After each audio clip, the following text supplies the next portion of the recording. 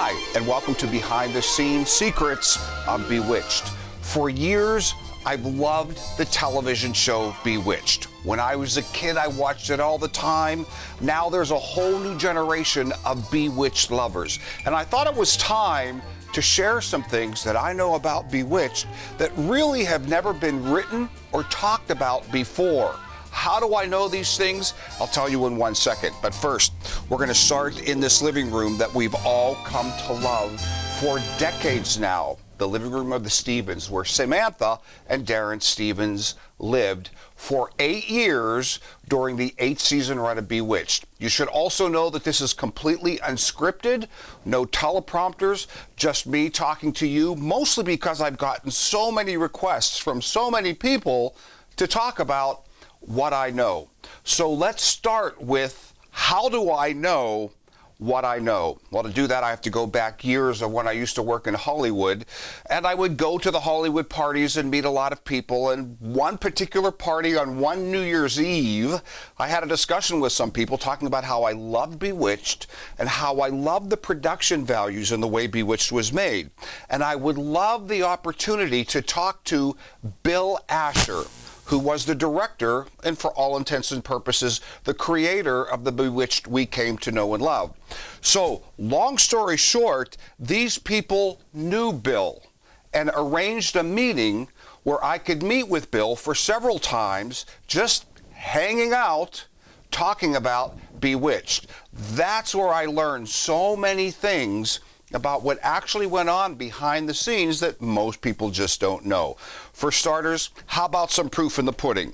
For that, I brought this. This is a script that Bill gave me after one of our meetings. I'll never forget it. He invited me down to his Palm Springs home. His wife stayed home. We went out to dinner. We came back. And on my way out the door, he said, "Barry, I want to give you something." And here, look at it here. It says number 2, second draft, final pilot of Bewitched, 11/26/1963, where he wrote Bewitched pilot, the only copy.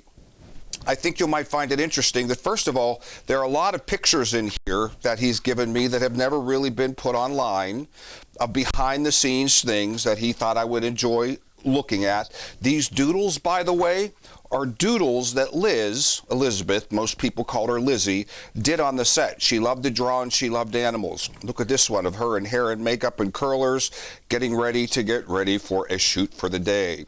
And just a barrage and wonderful, wonderful behind-the-scenes look. Now, let me just show you this page real quickly, because this shows you that this was just a draft of the pilot and some clues of how the pilot came along. The first thing you'll notice, in the first line, it says, "We discover Cassandra attractively dressed in tailored suit and shopping." Do you remember the opening scenes of Bewitched where they bump into each other and met for the first time? Well, in this draft, Samantha's name was Cassandra. You know, Samantha was shortened for Sam during one of the episodes. You'll also notice in this script that she is actually called Cass. So she was Cassandra, shortened to Cass, and let's just read a part of it. We see her literally bump into Darren. They are obviously taken with each other, although no words are spoken. She turns for the last glance as she walks away, and the script goes on. But some of my favorite parts of this script that really show you the brilliance that went into it, let me see if there goes some of the pictures. Let me see if I can find it. Okay, Cassandra at this point wanted a hairbrush. This is in the opening scene where we understand and it's revealed that she is a witch. Look at the script. Cass is holding back a lock of hair, with one hand as she reaches for the hairbrush. The brush is too far away to reach. Cass makes another motion. All the script says is that Cass makes a motion and the hairbrush comes to her. Fascinating, because to me, one of the magic parts of Bewitched, and one of the reasons that I was so attracted to it as a young age, is the simplicity of the magic, not overdone at all, which will bring us to the start of what we'll talk about here. Let me hand this to somebody here. All right, so originally, Again, a lot of this stuff is online and you can find out, and I'll get into some details in a moment. But originally, Bewitched is based on a concept or a movie called Bell, Book, and Candle of a witch. Now, when it was set to be a pilot and taken to Screen Gems, Samantha, or Cassandra, was originally a witch-like witch. In other words, witchy. Over time, it was developed when they cast Samantha, and I'll talk about casting Samantha in a moment, to make her a wholesome girl next door witch. It was Bill Asher's idea to completely change that concept and create her into the Samantha we know and love. So, how did the pilot and the episode or the series concept come along in the first place? What happened was, Bill had a project that he took to Screen Gems and said, hey, I think this will be a terrific TV show, because he and Lizzie had just been married. Screen Gems said, I think I have something you might like more. It was the original Witchy Witch version of Bewitched. Bill went back, said, I loved it if we can turn her or recast her or rewrite her into a nice witch, a wholesome all-American witch. They loved it. She did it. The rest is history. So let me back up a little bit and talk about how Bill and Liz got together in the first place. A lot of people don't realize that by the time Liz married Bill, when she was 30 years old, she had already had 2 marriages. She was married once for a year to a stage manager she met. Didn't work out. She was married again for about 6 or 7 years to a man who worked in the industry and was found to be an alcoholic. Elizabeth found out very quickly. She stuck with it, just put herself in her work, eventually divorced him, actually went to Mexico to get a quick divorce, met Bill on the set of a movie he was directing that she was in, and the rest is history. They got married. So at this point, so her first husband was about her age. Her second husband was almost twice as old as her. Her second marriage, she was 24 years old. Her husband, I think, was 44. When she met Bill, she was 30. Bill was 41. It was love at first sight. Within a few short months, they were married. They were talking one night and said, wouldn't it be great if we can do something together, work together on a show? Hence, Bill going to Screen Gems with a pilot. Screen Gems saying, hey, I have the show Bewitched. Bill reworking it. Everybody loved it. Now, let me say one other thing about that time. For those of you who don't know, not that I've done a ton of stuff, it's not that I'm anywhere near famous, but I worked in the industry a long time, which is why I got to know Bill, and I've known a lot of people. I've not only talked to Bill, I've talked to a lot of cast members of Bewitched to find out what was actually going on behind the scenes, but it wasn't a convention chat or a quick meet and greet at a party chat. It was kind of an industry chat where people in the industry talk to each other, which is why I may know some things that other folks don't know. So the interesting thing about working in that time period is there was not such a thing as I would get now as residuals. So when Darren, Louise Tate, Larry Tate, Mrs. Stevens, all these folks worked in this industry, they were paid for that day and that day only. They never got anything moving forward. I've actually had the opportunity to interview a lot of big stars. I remember interviewing Debbie Reynolds at one point, and she just went on, and because I told her I love singing in the rain, which probably wasn't a great thing, because she went on and on because she didn't have a lot of good feelings, because she's as popular as Singing in the Rain became and still is. She never gets anything from it. All that money continues to go to the owners of the copyright of Singing in the Rain. However, Bill and Liz were smart. They said, we will do this pilot if we can have part ownership. So fortunately for them, as it went on to syndication and lives on, of course, both of them have passed since then, now goes to their family, they owned part of Bewitched, and still, assumingly their estate still does. I'm not pretending to be up on the latest 10 years, but certainly while they were alive and it was in syndication and rerunning and being reloved all over, they still got a piece of Bewitched. Okay, so that is how Bewitched started. Liz is 30. Bill is 41. They want to cast Bewitched. So Bill knows that the most important thing to find is mother, the meddling mother of now Samantha. Her name was changed from Cassandra to Samantha. Long and short, Agnes Moorehead got the role. Liz actually lived in New York for a long time, was back there visiting, was in a department store, saw Agnes Moorehead at a makeup counter department store, looked at her and said, that is mother. Went up to her, asked her if she ever considered doing television. There are a bunch of different stories out there about what really actually happened, but she said no several times. But the reality is, Agnes loved to shop. Department store, she loved to spend money, and money was something that would have been a great thing for her at that time, so she ultimately said yes and was cast and accepted the role of Endora. Okay, so let's run through some of the cast members and tell you what I know, okay? And let's, before we get to Liz, let's start with Darren.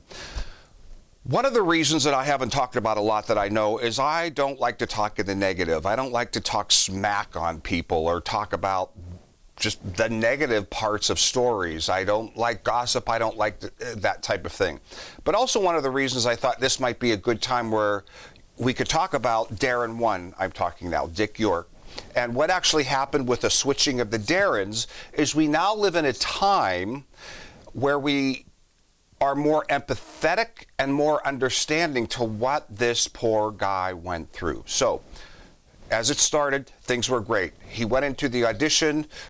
As a side note, they originally wanted to cast Dick Sargent, Darren number 2, from the very beginning, but he was involved, I think, about to do a pilot for a Western episode for another series, so he wasn't available. So they auditioned Dick York, and the way Bill tells it to me is they went through the audition, it great, he looked good, they brought in Liz, they seemed to do really good, he thought this guy could be good. The very end of the audition, Dick York leaps into Lizzie's lap and looks at Bill and says, don't we make a great couple? And at that moment, Bill, according to Bill and Lizzie knew, yes, they did, and they offered him the part.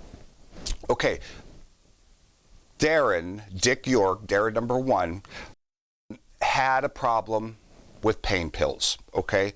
The reason that I feel better talking about this now is because with the opioid crisis that much of us are facing, I think we understand that we've known people who are just good, normal people. They are not drug abusers, but they get hooked unwillingly into this cycle of pain pills. That is what Dick York's story is.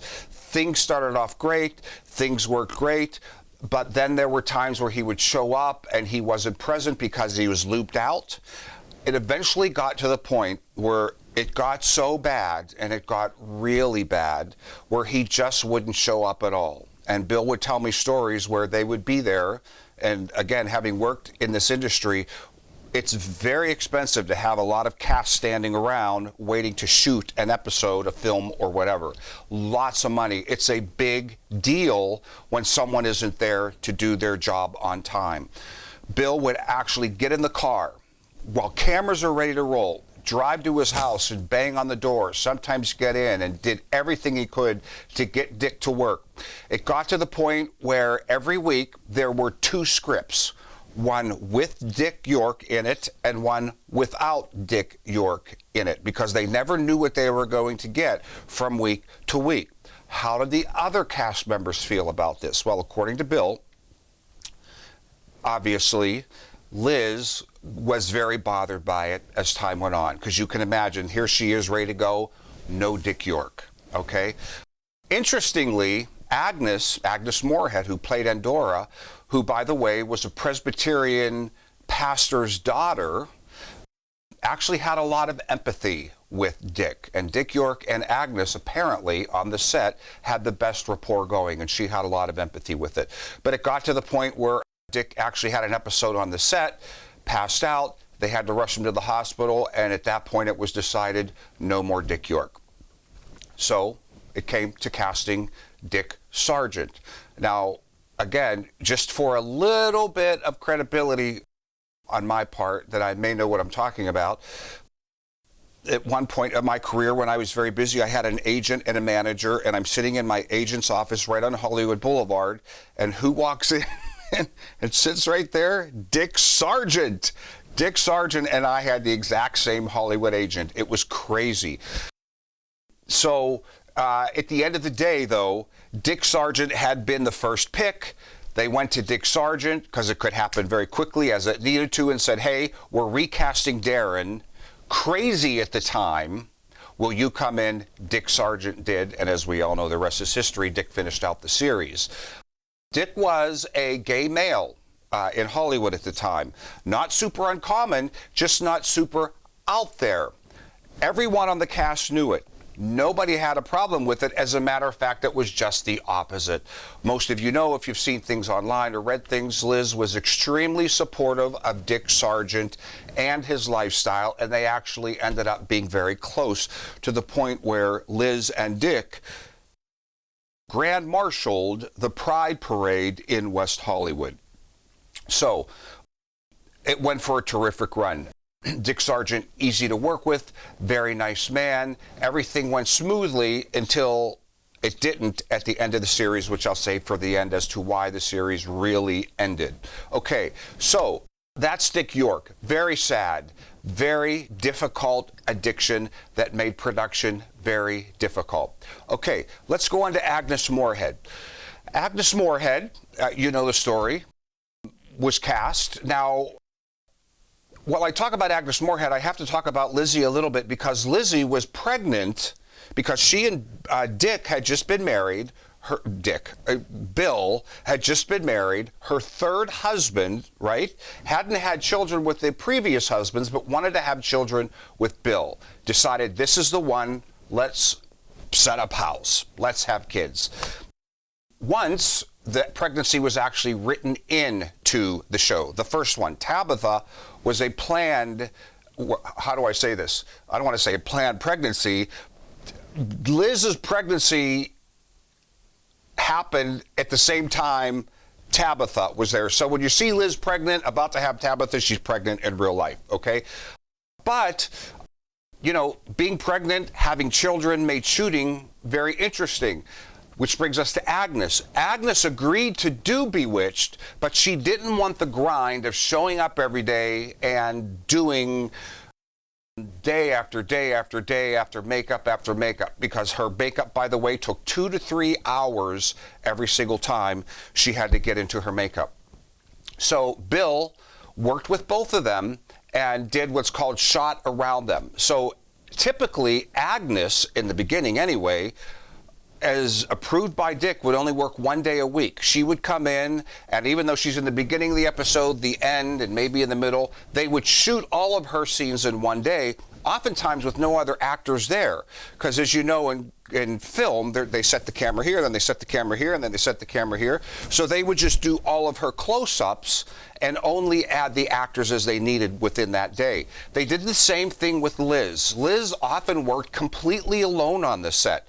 You'll notice in some episodes that there's just a lot of close-ups of her talking, and you don't see a lot of 2 shots or 3 shots of her standing there with folks. It's because it was the same type of thing. She would go in for a day, do all of her close-ups and that type of thing, and then they would sprinkle everything in on the days to follow and edit it together so they looked like they were all together. So Agnes didn't work very much in the beginning as the show went on, and she frankly needed more money to support her spending, and she loved to have soirees and parties and that type of thing, her lifestyle, let's say. She would work more, but in the beginning she didn't work a lot at all. In terms of Agnes's personality, almost everyone I've talked to, from co-stars to stars to day players, as they're called, or, you know, the people who would just show up per episode, Agnes was a diva. I don't want to say in a bad way, not like we hear today, like, I only want these color M&Ms.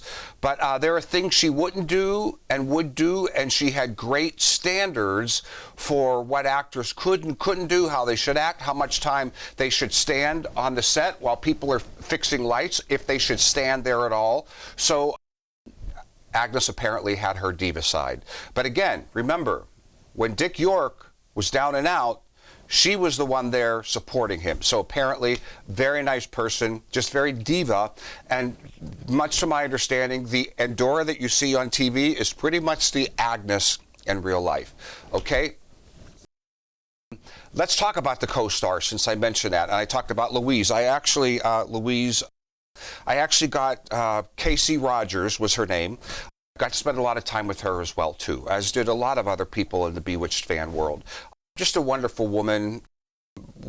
I remember one particular time in the north of LA in the desert somewhere, we sat down and had a really long lunch. And, you know, I don't always barrage these people with all my questions, but, you know, after I tell them I was a huge fan, I loved it, loved learning about it. Learned about a lot of interesting things. For example, you know, Louise Casey was a mom too. And that was very common during those times. Today, not so much, but a lot of these people were just housewives who happened to be actors. That was that. As a matter of fact, in that script, there, let me insert it in via editing, you'll see a recipe that Liz wrote down on this pilot script that someone had given her. What is it for? Some kind of Jell-O. I'm thinking Jell-O. I don't know what it is, but this is what it is. And you can see she wrote down so she can go home and make this recipe. So a lot of them were housewives at the time. You probably, if you've seen behind the scenes of I Love Lucy, Lucy was the same way. They pretty much had a normal home life and then would go shoot as well. And by the way, did I say that Bill Asher, see, it's not scripted. I apologize if this is agitating you. Bill Asher actually directed I Love Lucy. So he knew Lucy and Desi very well. That's why he had all the power when he was going to the studio saying, I want to do something. He was very well known, very proven to be successful in the world of television. So he went from I Love Lucy and did movies as well to ultimately Bewitched. But back to the co-stars, they actually wore their own clothes. They would have to take them in to the wardrobe department and say, hey, this is what I'd like to wear for this episode, and they'd almost always say yes. But where the stars like Agnes and Dick would be supplied wardrobe, which is 100% how it is today. If I go on the set somewhere or go somewhere, they have you go in for a fitting and they control every little thing that you wore. Back then, people brought their own stuff, which is why if you watch some episodes, you'll say, well, this person's just a bit overdressed in the big fur coat and the big fur hat and the pearls and everything. Well, they were kind of outdoing each other and making sure they looked star-like because they brought their own clothes, and typically wardrobe would approve it, and that's what they would wear at the on the set. How did the co-stars, the day players, and even some of the regulars like Elizabeth Montgomery? How did they like Lizzie? Well, they actually tell me that she was pretty much standoffish. She very professional, but she wasn't a yuck, yuck, yuck, hey, hey, hey, let's go out for a drink, let's go do this kind of person. You went to work, you worked with her, and you left. You'll hear a lot of people talk a lot about the camaraderie on the set and how great it was, but in terms of hanging out and Liz being chummy with everybody, it just wasn't that way. But speaking of going out for drinks, I think it's pretty well known that Liz loved playing Serena, and often after a day shoot, because she was very, very popular. As a matter of fact, look at some of these pictures with fans. There she is, a Serena, signing some autographs, and here she is. I think they're shooting the Salem things here, and she's at a hotel door, and there are just a lot of people outside the door, and she's yelling. Remember, this was the #1 show at the time, which is how I watched it, because basically everybody watched it, and it was very magical. She was very well known. So she would often go out after shooting in her complete Serena wig and makeup and get up before people knew who Serena was, and she can go out into the town and go shopping or go to the local watering hole and have a drink, and no one ever knew who she was. So that's a little piece of trivia for you as well. Okay, let me just talk about the house, and then I'll talk about how the season ultimately, or the show ultimately ended. I think, and I've heard people say this as well, I definitely think the house was as much a star as the episode was. I just feel really comfortable in that living room. Of course, I've never been in it, but I just really like it. You know how the back is all glass. That was new back then, so you could see into the backyard and beyond. It was what's called a 4-wall set. I Love Lucy was a 3-wall set where there's a studio audience and They could see what's going on. You never saw that fourth wall. Bewitched was a 4-wall set, but the set definitely moved. Not all of them, most of the walls would move or swing away so cameras could be brought in for the shots, and the furniture was moved. If you look at the living room, you can see it's actually furnished very simply, even as the furniture went through years of being changed. A couch, 2 chairs, a couple of end tables, a coffee table, rocking chair, that's about it. That furniture was constantly moved in and out to get some shots. As a matter of fact, here you can see some examples. You can see the elephant, right? If you look to the side, to the right of the actors, you can see the whole front door and all those walls are missing because obviously they had to walk the elephant in, right? Paul Revere, later, seasons later, they had to bring an entire horse in. And by the way, when you see Dick Sargent wearing his glasses like that in any photos, you know that it's a rehearsal because obviously he didn't wear his glasses when they were actually shooting. So here they are doing a rehearsal with the horse. But Liz loved animals. Not sure if I mentioned that, like a lot. She loved horses very specifically. So again, they had scriptwriters write a lot of animals into the script, right? Darren was changed into this and that, and animals here and there, and Warlock's changed into this and that because she loved being around animals. Liz also loved shooting at what was known as the Warner Ranch. I have a video of me doing a tour of Warner Ranch that I did a while ago where you can see most of the famous houses of that era and the era after and the era after and the era after to this day. Warner Ranch is still used a lot for a back lot, the Bewitched house on the Warner Ranch as well. All the swimming pools, you can see that swimming pool there, the ping pong table, the country clubs, all of those types of things all happened on that Warner Ranch. All of the downtown scenes where you can see those buildings in the background, that's where they always shot all the downtown scenes. Unfortunately, a lot of Warner Ranch isn't there anymore, but plenty still is, and they still use it during much of the day. But look at this shot of Pauline back to the house. You see, this is where she lifts the chafing dish or whatever it is, and his head's in there instead of a turkey or a ham or whatever it was supposed to be. Look in the background where part of the kitchen is missing. Right? That counter where Adora is often sitting, where they, do some service from, it's gone. It's just rolled away so that they can get the cameras in there. Look at the kitchen sets as well. Clearly, there's an entire wall missing there where the window was. They actually didn't use that wall a lot, but they used it enough. But again, all of these pieces and parts would move. As a matter of fact, look at this shot here with Gladys Kravitz. You see that? You can see right down the middle exactly where the kitchen splits, right down the middle. It's not well joined, but again, it was television. It wasn't high definition, and if you're not looking for that, you don't see it anyway. But that house was awesome. And if you don't know as well, the den set and the Tabitha's room set are the exact same set. They would just put different walls up and furniture because lighting is a very big deal in television. Lighting is what takes the most time. You have to climb up a ladder, hang it, plug it in, patch it, blah, blah, blah, blah, blah, blah. So they often use set places over and over again. There are some places where you can see, for example, the rug in the living room is pretty identifiable, that green textured kind of thing. You can see it in other shots where clearly they just threw something up or threw a scrim up in the living room where they would shoot scenes there. So I do remember Bill telling me that the set was just filthy dirty. Dirt never shows up in television. It's kind of fascinating. If you want something to be dirty in television, if that's like written in the script, like Aunt Clara, right? You have to make it really filthy dirty so it looks dirty, because dirty doesn't typically show up well on camera.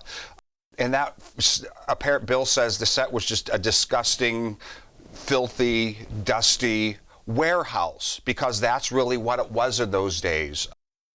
Film production, the lights they had to use that were extremely bright, they were just factories. And speaking of the lights, extremely bright, if you look at this picture of Liz, in the early days, you can see the insane amount of makeup that she had to wear to get that wholesome all-American look. It's caked on, but again, back in those days, especially especially when they went to color. When they switched from black and white to color, it took enormous amounts of bright light because the film wasn't sophisticated enough. And all of that bright light just completely washed you out, so they would have to completely cake on the makeup. Okay, by the way, if you don't know, that original Bewitched had actually burned down, so they had to move to a newer studio, and apparently it wasn't quite as filthy. Let's end with how Bewitched ended. Okay, so I'm going to put this in really nice terms. Here's what's said, and it's definitely true. I think it was 1972 was the last season. All in the Family, shows like All in the Family had hit the airwaves. Very caustic, very controversial, and here's Bewitched. Even though Liz lost the bra for the last season or two, it still just wasn't edgy enough, and the ratings really did tank. You know, it went from way on top to just not doing very well. So the story is the ratings dropped and they just stopped. Well, really, though, they never quite finished the 8th season. So when Bill and Liz were married, it was awesome. It was her 3rd marriage again. Notice that heart that she's always wearing in the early episodes. That was a gift from Bill. Things were going great. As time went on, things may not have been going so great. And again, I'm getting this from Bill. So, you know, things were going as well. You know, as time went on, Bill wasn't directing as much, and there was a new director toward the end named Richard Michaels. And apparently, when Liz had just had enough, the ratings going down, other things as well, she just left. She left with Richard Michaels and went to Europe. And I just made it known that she wasn't coming back. So they will talk about All in the Family. They will talk about the ratings. But at the end of the day, I think Liz had just had enough and was just done. And she and Richard Michaels went to Europe. And they closed down production. And that was why and how Bewitched actually ended. At the end of the day, we were given some wonderful magic that lives on to this day because of the amazing cast, the brilliance of the behind-the-scenes workers, from the most simplest effect of wires to a simple that and that sound, making magic. And it will constantly live on with us. Like everything, there are behind-the-scenes stories of things that were bad, from drug addiction to infidelities to cast members that just didn't get along and had the attitude. That's just part of the business. It always will be. We're dealing with creative people. But Bewitched lives on. Bewitched is wonderful. Bewitched survives even today, which speaks volumes of the wonderfulness of that series. I hope you enjoyed this behind-the-scenes look. Again, hope you don't mind that it was unscripted. It was just kind of me sharing what I know. Please go online and look for other things. Look for more pictures. There are interviews with Agnes and Liz and lots of cast members that will give you other perspectives. But I thought this would just be a good way to let you know what I know directly from the horse's mouth, as it will. Not only Bill, but a lot of other cast members too. Take care and have a good day, everyone. Bye-bye.